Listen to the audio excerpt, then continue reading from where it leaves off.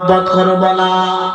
যেই পয়গম্বর রাতে না ঘুমায়া উম্মতের জন্য কান্না করেন, ওই পয়গম্বরের জন্য কেনই বা আপনি কান্না করবেন না?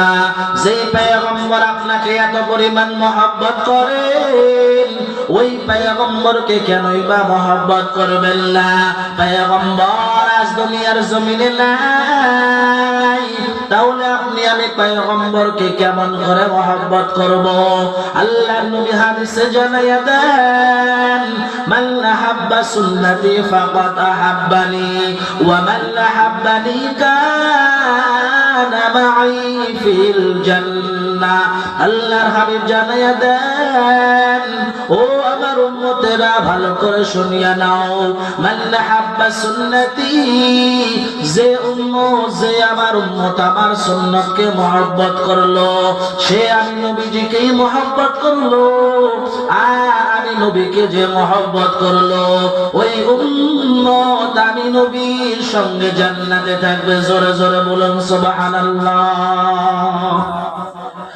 আল্লাহ আল্লাহ क्या मुबारक नाम है, अल्लाह अल्लाह आशिकों का काम है।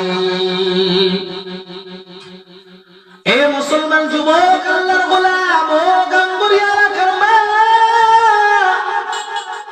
যে পয়গম্বর আপনার আমার জন্য টেনশনে ঘুমাই না, ওই পয়গম্বরের সুন্নতকে কেনই মহব্বত করবেন? যুবক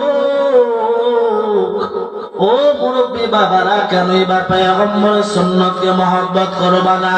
পয়গম্বরের সুন্নতকে মহব্বত করলে আল্লাহ তাআলা পয়গম্বর বলেন আমার সঙ্গে জান্নাতে সে থাকবে। অন্য হাদিসে নবীজি বলেন, মান তামাসসাকা বিসুন্নতি ইনদা ফাসাদি উম্মতি ফালাহু আজরু মিয়াতি শাহীদ। পয়গম্বর বলেন, যেই উম্মত আমি নবীর সুন্নতটাকে আঁকড়ে ধরবে, আমি নবীর সুন্নতটাকে ওই সময় আঁকড়ে ধরলো যেই সময় উম্মতের ফিতনা ফাসাদের সময়, উম্মতের বিপদ বিপর্যয়ের সময় আমি পয়গম্বরের সুন্নতটাকে আঁকড়ে ধরবে। নবীজি বলেন, ওই পয়গম্বর নবীজি বলেন আমার ওই উম্মতের আমলনামায় আল্লাহ পাক রব্বুল আলামিন 100 শহীদের সওয়াব দান করবে। যেই নবীর উম্মতেরা নবীজির একটা সুন্নতকে আঁকড়ে ধরবে, ওই উম্মতের জন্য কতগুলো সওয়াব বাবা, কতগুলো 100 শহীদের সওয়াব তার আমলনামায় লিখে নেওয়া। সুন্নত, সুন্নত কোন সুন্নত?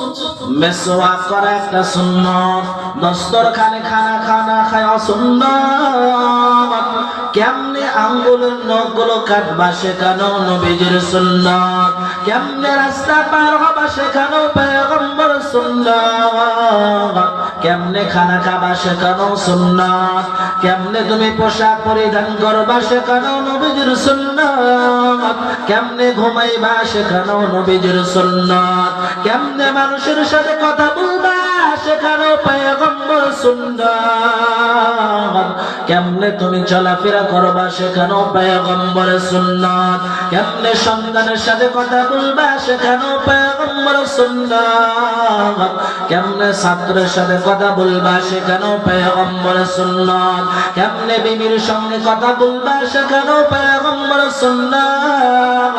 এরকম এক একটা সুন্নতকে বান্দা যদি আঁকড়ে ধরতে পারো, এরকম একটা সুন্নতের উপর যদি চলতে পারো, পয়গম্বর বলেন ওই উম্মতের জন্য 100 শহীদের সওয়াব লেখা হবে।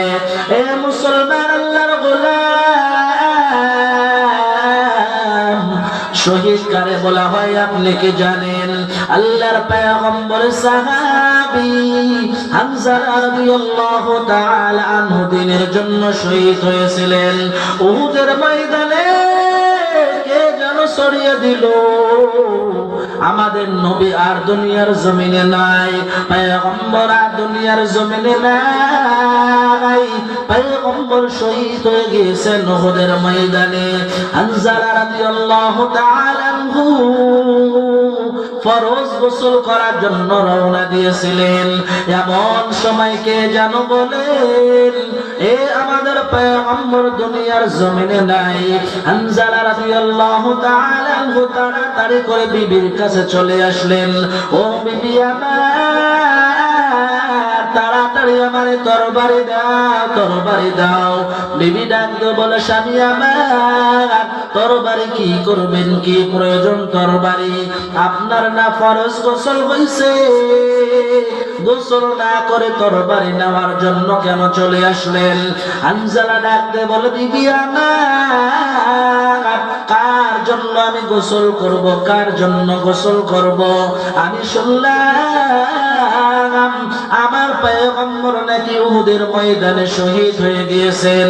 হানজালা রাদিয়াল্লাহু তাআলা আনহু এবার তরবারি নিয়ে তাড়াতাড়ি যুদ্ধের ময়দানে চলে গেলেন।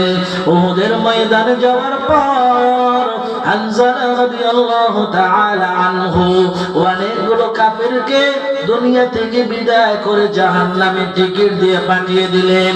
এক পর্যায়ে হানজালা রাদিয়াল্লাহু তাআলা আনহু শহীদ হয়ে গেলেন।